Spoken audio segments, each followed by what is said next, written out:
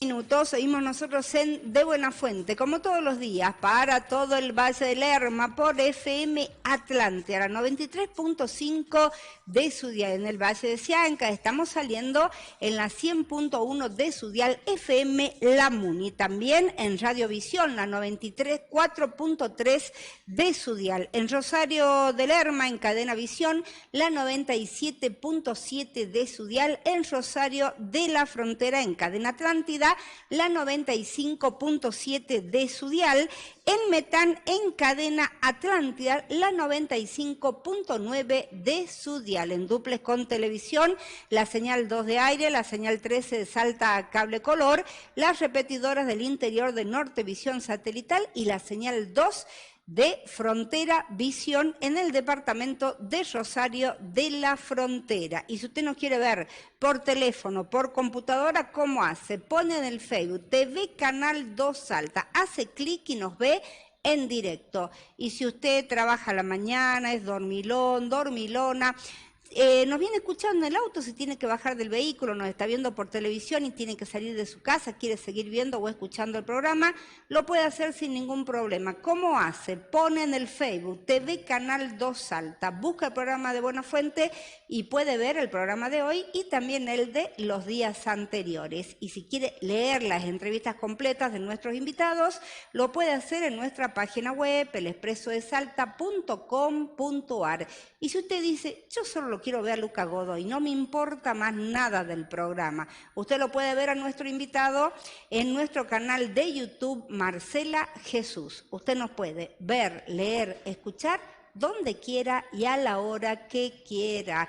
Con nosotros, Lucas Godoy, él es diputado nacional actualmente del Frente de Todos y es precandidato a la reelección. Le damos los buenos días y le decimos bienvenido, Lucas, a De Buena Fuente. ¿Cómo está? Marcela, ¿cómo estás? Muchas gracias por la invitación. Buenos días. Ya en el último tramo de la campaña, ¿cómo lo recibió la campaña? Porque el problema del Frente de Todos, de Unión por la Patria, es el dólar, la inflación y que vamos al súper y no sabemos cuánto cuestan las cosas. Esos son, me parece, más allá del dólar, y sobre todo el dólar blue, que es un dólar muy marginal y especulativo. De hecho, hace unos días vemos que viene subiendo. Todos los días sube. Y te cuento que no hay demanda. Es decir, ¿cómo es? No hay demanda en la City. ¿Quién fija ¿Para qué valor? sube tanto si no lo venden? ¿Quién fija el valor?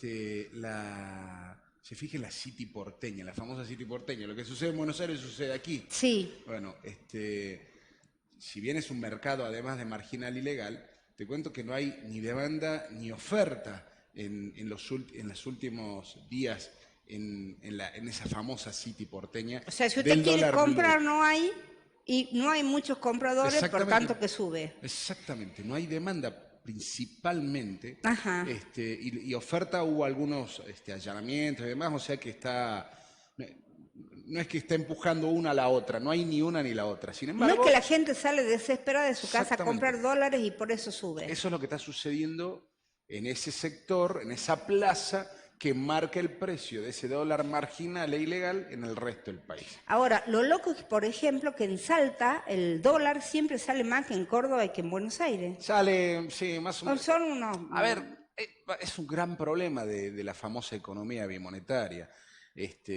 La Argentina produce en pesos, importa, lógicamente, a un valor del dólar oficial y ahora se han adecuado algunas regulaciones, pero vende a dólar blue. Y eso es la famosa economía bimonetaria. Además, que el ahorro esté en dólares o algunos bienes centrales y más grandes de la economía también se regulan en dólares, como puede ser casas, ¿no?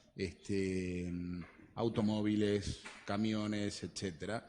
En algunos sectores, sobre todo de las plazas financieras, podremos llamarlo, bueno, de la Ciudad Autónoma de Buenos Aires se han empezado a regular los alquileres también en dólares. Ahora, ¿qué pasa? Una locura. ¿Por qué el aumento de todos los días del dólar blue y qué es lo que significa? Porque aumenta el dólar blue, no aumenta el panadero, no aumenta la cosa del supermercado, todo dice, no, aumenta el dólar, nosotros aumentamos. ¿Qué pasa? Esa es la famosa economía bimonetaria. Por eso digo, más allá de lo que tiene que ver con el valor del dólar blue, que a mí me parece que no regula ningún aspecto de la economía. Sí me preocupa, y es algo que se ha amesetado, podríamos decir, y que Sergio Massa ha podido controlar, y no tengo dudas va a tender a la baja, tiene que ver con el nivel de precios de la economía. Eso es lo preocupante, porque eso es lo que provoca un daño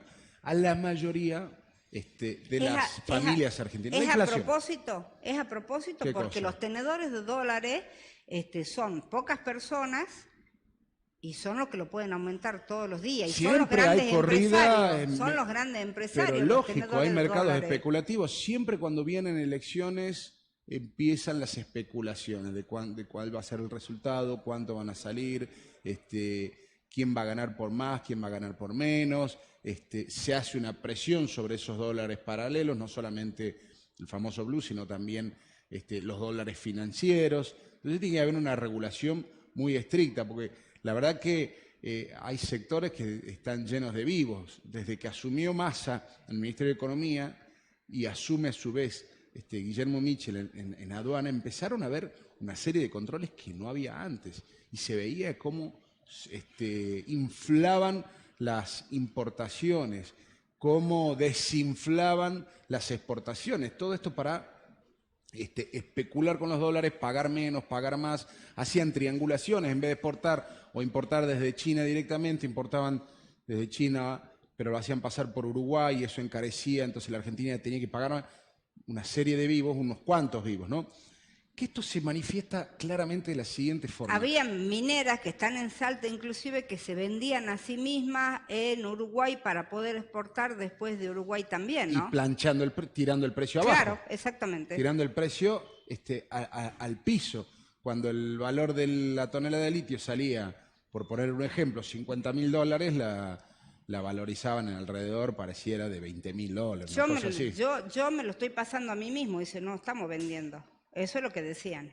Claro. Y eso se descubrió ahora. Sí, bueno, pero la Argentina cuando exporta, justamente cuando las empresas exportan tienen que hacer ingresar la divisa al valor real, porque además eso también perjudica a...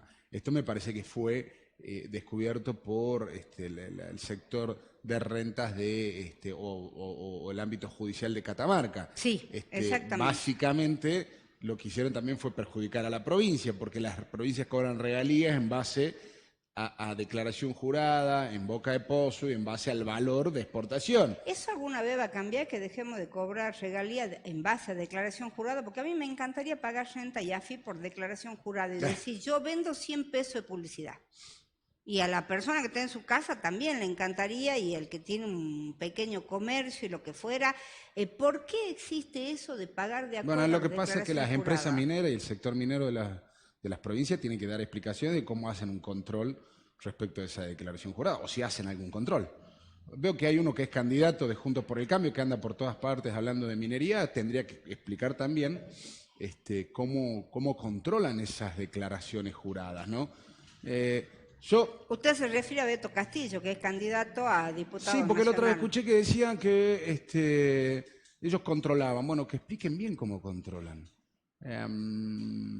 Me acuerdo porque se indignaron cuando yo presenté un proyecto respecto del litio y su declaración como recurso estratégico. Miren qué importante esto, voy a adentrarme en esto. Pensemos en el petróleo. El petróleo es un recurso estratégico, declarado como tal por ley. Hubo descubrimientos, por ejemplo, el yacimiento Vaca Muerta, claro, que tenemos la segunda reserva de shale gas del mundo y la cuarta de shale oil del mundo, y que haya sido declarado un recurso estratégico permitió, y que la intervención del Estado a través de una empresa estatal o con participación estatal permitió, por ejemplo, la construcción del gasoducto Néstor Kirchner. Si no, ese gas que descubríamos ahí, ¿cómo hacía para llegarle a los argentinos y a las argentinas? Bueno, la manera es a través de la inversión del Estado. Y lo que planteamos nosotros, lo que yo planteo y que vengo insistiendo y voy a seguir militando hasta donde pueda, es una declaración como recurso estratégico, pero eso no significa una nacionalización. ¿Qué significa y cuáles son las diferencias? Y lo que pasa es que... Tenemos la nacionalización que hizo Chile, por ejemplo. No, y tampoco acá hizo cuando se habla nacionalización de nacionalización, el gobernador Gustavo Sáenz dice, no, estos son recursos de la provincia. ¿Cómo es el tema? Habría que ser muy burro para pedir una nacionalización. Ajá.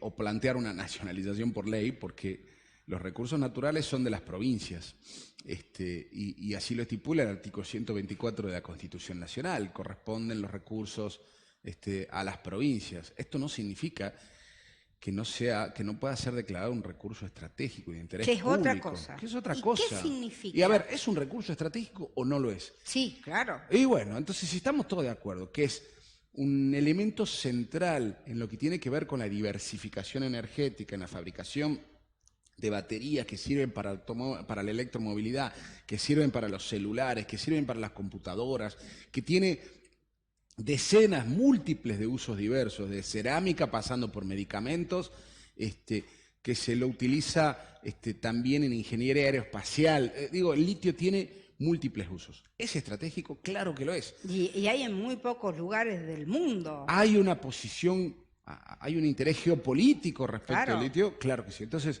no podemos pensar que no lo es. Yo lo que sostengo es que tiene que ser declarado como tal y que tiene que haber una inversión de nación respecto de la posibilidad de fortalecer no solamente su explotación. Las empresas mineras explotan litio, las traen. Esa es la función, no se le puede pedir otra cosa. El que piense que se le puede pedir otra cosa, bueno, no conoce el mercado. Quien tiene que buscar la manera alternativa de agregarle valor, de participar en las ganancias, es el Estado. Porque hay algunos que dicen que sí, otros que dicen que no. Pero claro que sí. Miren, Jujuy fue un paso más allá. Yo no tengo nada que ver con Morales.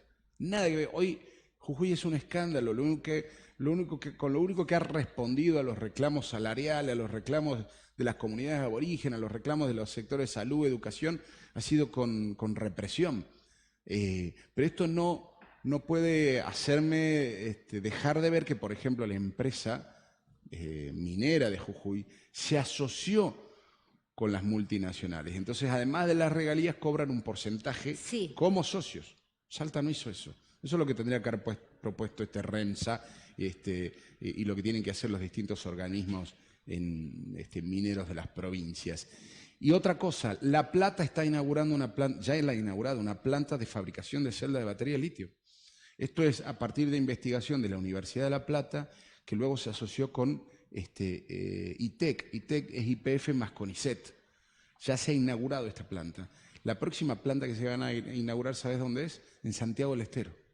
No aquí en Salta, pero eso tiene que ver con una decisión de la provincia también, una inversión de la provincia y un acuerdo con ITEC para trasladar la información y la capacitación que tienen y abrir una planta piloto de fábricas de batería de litio. Estas son, vuelvo a insistir, plantas piloto.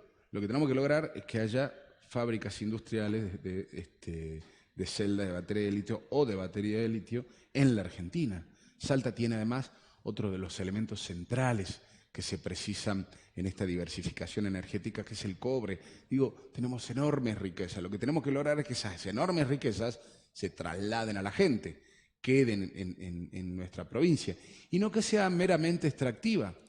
Porque esa es la función de las mineras, está perfecto, pero si es meramente extractiva, lo que va a pasar es que dentro de 30, 40 años va a quedar un desierto nuevamente y no va a haber un desarrollo en el lugar donde la riqueza está. Tenemos los próximos años en la Argentina tienen mucha expectativa de crecimiento. Argentina, ya no hablo solamente de Salta. Además, con el gasoducto Néstor Kirchner se espera un ingreso importante de dólares y dejar de comprar dólares, cosas afuera, con lo cual salen los dólares. El futuro es muy interesante. Ahora vamos a hablar de cómo vamos a hacer para el futuro y cómo vamos a hacer con nuestros candidatos, porque tenemos elecciones el domingo y la gente por ahí no le da la importancia que tiene, y la elección del domingo es muy, pero muy importante. Le decimos a la audiencia, Jessica, que está sentado acá con nosotros en nuestros estudios, el doctor Lucas Godoy. Él es diputado nacional y precandidato a la reelección. Los que quieran mandar mensajes, hacer consultas, brindar sus opiniones, pueden mandar fotos, textos, audios y videos. ¿A dónde? La audiencia Marcela nos contacta al 387-4147-505, al 387-4858-977 y nos llaman al 427-1771, 427-1771. Godoy, un tema interesante que usted habló también tiene que ver con los alquileres. ¿Qué pasó? Sí. ¿Qué pasó con esta ley de alquileres? ¿Se pudo tratar? Porque una de las deficiencias del Congreso de la Nación es que tuvo muy pocas sesiones. No sé si tuvo pocas sesiones, me parece que estuvo dentro de los márgenes y el promedio histórico. Ajá. Sí, no creo que haya tenido pocas sesiones. Hubo momentos, mire, nosotros sesionamos más en pandemia que todo, durante un año, que todo el periodo de gobierno de Mauricio Macri. Me acuerdo. ¿Así fue? Ahora. Sí, claro, porque en pandemia te facilita, lógicamente, la pandemia no, las nuevas tecnologías y la posibilidad claro. de conectarse de manera remota facilitó muchas veces esas reuniones. Lo de la ley de alquileres es una ley, para explicar a la gente, que surge desde la Ciudad Autónoma de Buenos Aires por un grupo de legisladores de Juntos por el Cambio, justamente Lipovetsky, me parece que era el apellido de quien en su momento presidía la Comisión de Legislación General, que hoy presido yo, y otros sectores representantes tanto de inquilinos como de propietarios, siempre de la capital federal. Ajá. Lo que hizo fue esa ley sancionada perjudicar sobre todo al interior, porque equiparó los aumentos de los precios de los alquileres a Buenos Aires. Siempre el interior iba por debajo de esas actualizaciones. Si en Buenos Aires se actualizaba un 20%, acá era un 15%, ¿no? Semestral, me acuerdo. Bueno, acá lo que hizo fue equiparar. Entonces, la ley de alquileres por sí misma no va a resolver el precio de los mismos alquileres. La ley, el precio de los alquileres está determinado por otras razones. El aumento de precios generales de la economía, lo que estábamos hablando recién, la disminución de la oferta, porque han mutado los alquileres, por ejemplo, hacia el sector turismo, muchísimos. Acá se dice mucho que el precio de los alquileres se perjudica en cierta manera para los humildes mortales con el turismo y la minería. Sin duda, porque hay otro... buscando y lógico, acá y pagan de otra manera. Porque son jugadores de la economía que no estaban y hoy hacen una presión sobre la demanda y eso aumenta el precio. Sí. Esto pasa en Buenos Aires, pasa acá...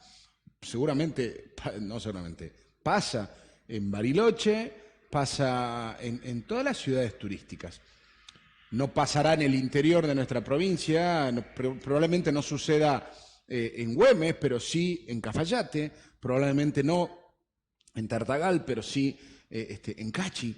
Entonces, pasa en todos lados. Yo creo que con la ley de alquileres lo que hay que seguir sosteniendo es una protección sobre el inquilino. Esto es... Para mí el índice que regula el aumento me parece que es correcto. Lo quería eliminar la oposición. Esto iba a significar una liberalización, es decir, te cobro el aumento que quiero. Sí.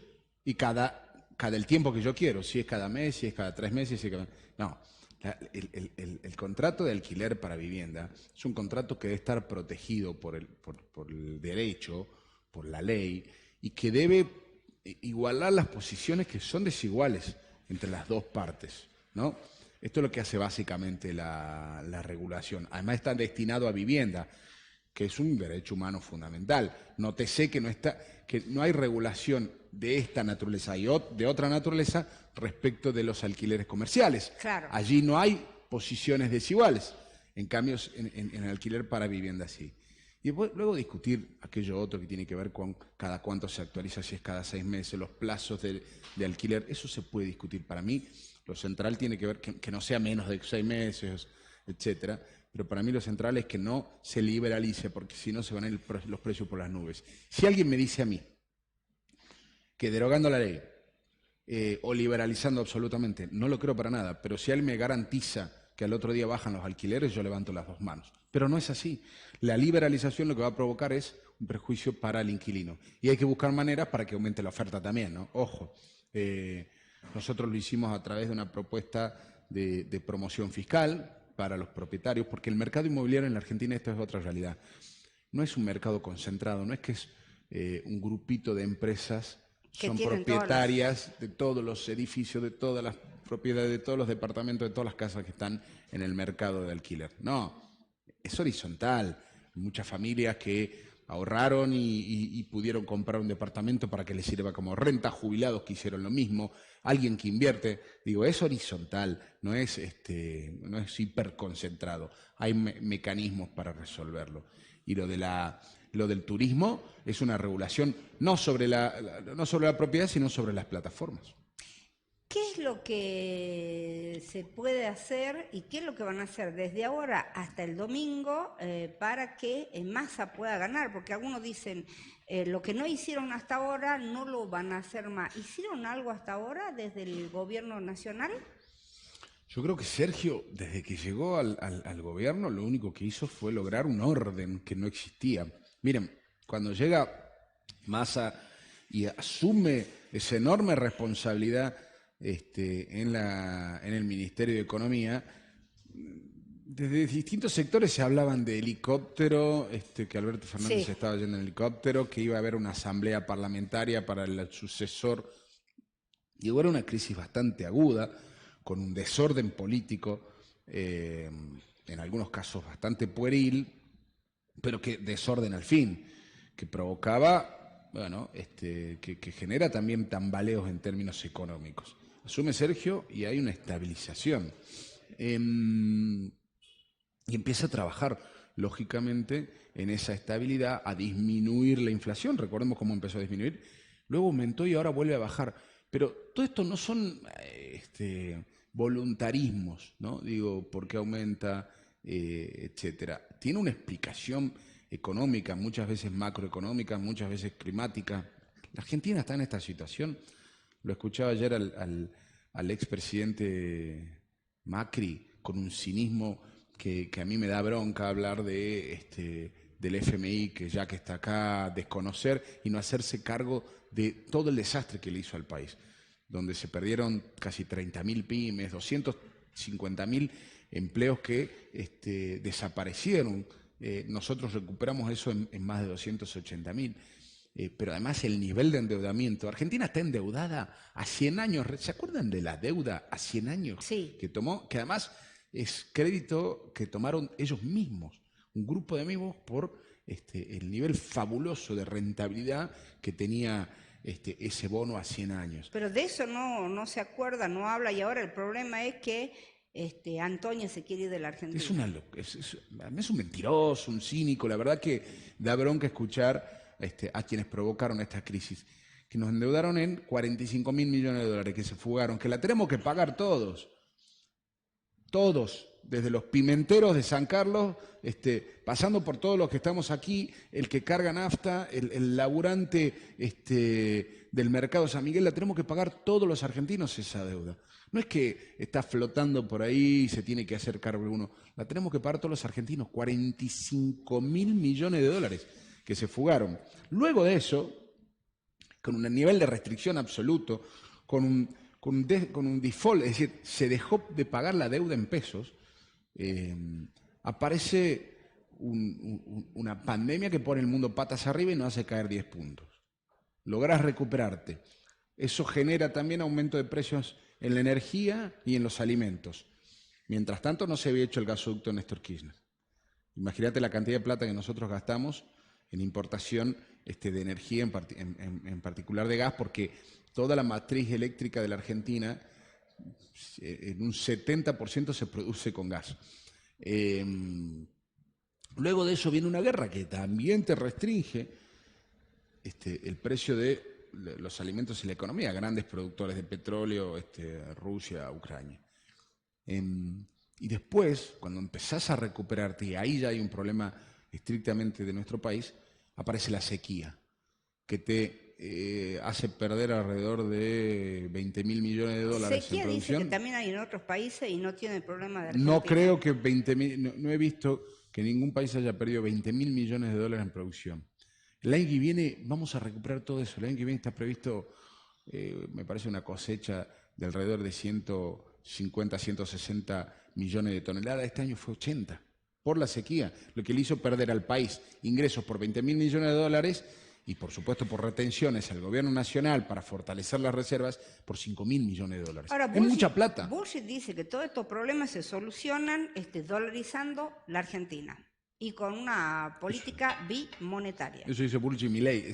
Claro, los dos dicen lo mismo. Es un absurdo tan grande que pretende ser un canto de sirena, pensar que nosotros podemos decir, por ley, decir, bueno, ahora vamos a dolarizar, todo el mundo va a cobrar en dólares, acá tiene su billete verde. ¿Cómo el tema? La Argentina no produce dólares. Nosotros no tenemos la máquina de emitir este billete de dólares, ese es de Estados Unidos. Lo que necesita la Argentina es fortalecer su moneda, pero para fortalecer su moneda necesita reservas robustecidas en el Banco Central. Pero no es que todo el mundo va a pasar. Dijo que va a entrar al Banco Central con una cámara y le va a mostrar a los argentinos todos los dólares que hay. Sí, claro. Es lo que se le ha burlado mucha gente, porque hasta los propios economistas de Burle le explicaron luego que los dólares no están ahí. No es como se hacía antes con el patrón oro a principios del siglo, donde las monedas tenían un valor determinado de acuerdo a la cantidad de reservas de oro de un estado, ¿no? No, las reservas no forman parte, no están físicamente, las reservas son activos. Entonces, me parece que son burradas que las tiran así nomás, sabiendo que buscan generar un efecto. Espero que sea un nivel que tenga cierto nivel de mentira y no cierto nivel de desconocimiento, porque la verdad que a mí me parece verdaderamente extraordinario que alguien que se está postulando para ser la primera mandataria de los argentinos y las argentinas tire estas cosas desopilantes. Usted habló de Milei y él sostiene dolarizar, vender órganos, claro, sí, hacer voucher para las escuelas, para que las paguemos. En algún momento Bullrich hasta dijo durante la pandemia que podíamos entregar las Malvinas, ¿se acuerdan? Sí. Llegan a un nivel de absurdo que a mí me resulta verdaderamente peligroso. Porque detrás de todo esto está la gente laburante, que se levanta todos los días, que intenta que sus hijos estén bien en la escuela, que estén bien alimentados, que estén bien vestidos, que tengan un futuro, que puedan ir a la universidad, que puedan entablar una carrera o un negocio, que puedan básicamente tener un proyecto de vida. Esto es lo que debemos lograr. Yo creo que, como siempre, las crisis en la Argentina provienen del sector núcleo financiero que derrama esa crisis a todo el interior. Bueno, lo acabo de decir. La crisis en la Argentina empieza con el nivel de endeudamiento y la fuga de capitales. ¿Dónde se da? Se da en las plazas financieras. Y eso en la capital federal. ¿De dónde viene la recuperación históricamente de la Argentina? Del interior productivo. Del interior que tiene el campo, que tiene la minería, que tiene la industria. Hay muchos que sostienen que el actual gobierno, también Massa, está en contra del campo, de la producción, Para nada. El tema? Sergio me parece que en eso no tiene que demostrar nada porque siempre estuvo a favor. Tiene gran relación con los distintos sectores productivos del campo. Y además tiene una idea de desarrollo de país. Yo te quería decir que la Argentina el año que viene y los próximos años va a tener un repunte espectacular. Vamos a ahorrarnos gran cantidad de divisas en lo que tiene que ver con la construcción del gasoducto Néstor Kirchner, alrededor de 4.000 millones de dólares, una bestialidad de plata. Sí. Pero además no solo eso, el gasoducto debe continuar hacia la provincia de Santa Fe para lograr la interconexión y que se lleve gas a todo el NEA, que hoy no tiene redes de gas domiciliarias, y por supuesto para el abastecimiento también del NOA y su posterior tendido de red en cada uno de los lugares de nuestro país. Acordémonos que encima en nuestra provincia formamos parte de la famosa zona de ley de zonas frías, de la ley de zonas frías, esto es que hay una disminución del precio de la boleta entre un 30 y un 50%. Nos conviene a nosotros tener, por supuesto, no solamente en términos domiciliarios, sino también en términos industriales. Si vos no tenés gas de red, difícilmente puedas producir. En segundo lugar, vamos a duplicar el nivel de cosecha, porque no va a haber sequía, sino va a haber un buen clima. Entonces esto va a significar también enormes ingresos. Hoy tenemos una restricción que es el Fondo Monetario Internacional. La restricción, ¿qué hace el fondo? Cuando vos vas al fondo, te encorseta, es una serie de puntos que deben cumplirse Sí. para ser deudor o para que ellos te presten. Para colmo siempre te dicen, no, bueno, pero es plata barata. Mentira, porque con el aumento de las tasas de interés que han sufrido, sobre todo que han determinado la Reserva Federal y el Banco Europeo, eso suben también la deuda de los países que somos Me queda deudores. un minuto, Lucas Godoy. A la Cámara número 3, ¿cuál es la lista de ustedes y por qué hay que votarlos este domingo? Unión por la Patria, con Sergio Unión por Salta aquí, que encabeza Pablo Outes, como diputado nacional, Yolanda de Vega, y yo acompaño esta lista, pero a mí creo que lo que nos debe interesar a todos los argentinos y argentinas y salteños y salteñas es quién va a gobernar el país en los próximos años. Si vamos a un proyecto de producción, de desarrollo, de industria, lo que propone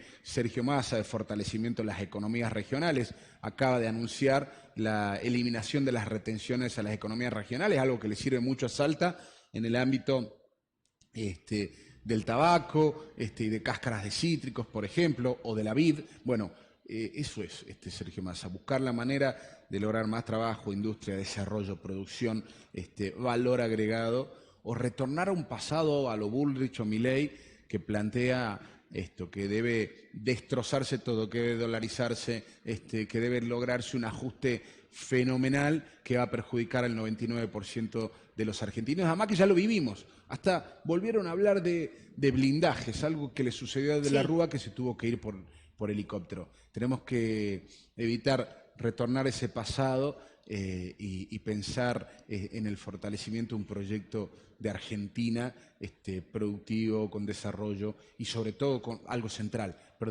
con educación, que esta es la base de la movilidad social ascendente. Bullrich, Milei, todo esto están diciendo lo que hay que hacer es básicamente privatizar la educación, eliminar el progresar. Bueno, nosotros lo que queremos es fortalecer el sistema educativo. Por ejemplo, que la UNSA tenga más infraestructura, más carreras, que tenga más financiamiento para todos los salteños y salteñas. Gracias por venir. Por favor, muchas gracias, Marcela. Era Lucas Godoy, él es diputado nacional y es precandidato para la elección. Nosotros nos vamos, volvemos mañana a las 7 cuando le digamos que esto se llama De Buena Fuente. Feliz fin de jornada para todos.